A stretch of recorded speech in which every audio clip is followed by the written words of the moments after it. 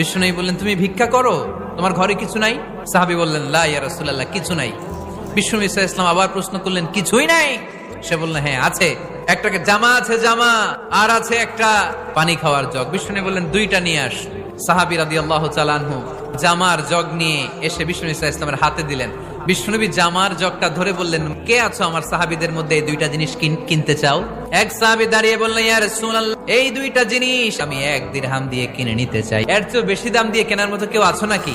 আরেক সাহাবী হাত তুলে বললেন, ইয়া রাসূলুল্লাহ, আমি 1 দিরহাম নয়, আপনার সম্মানে 2 দিরহাম দিয়ে জিনিসগুলো কিনে নিতে চাই। দিয়ে দেয়া হলো। 2 দিরহাম নিয়ে বিষ্ণু ইসলাম ভিক্ষুক সাহাবীর হাতে দিয়ে বললেন, যাও 1 দিরহাম দিয়ে তোমার পরিবার পরিজনদের জন্য খাবার কিনে নিয়ে যাও, আর 1 দিরহাম দিয়ে একটা কুঠার কিনে নিয়ে আস। ওই সাহাবী আর 1 দিরহাম দিয়ে একটা কুঠার কিনে নিয়ে আসলেন। বিশ্বনবী কাঠের একটা হাতল লাগাই দিলেন আর বললেন, যাও এই কুঠার নিয়ে জঙ্গলে যে কাঠ কাটো, বাজারে যে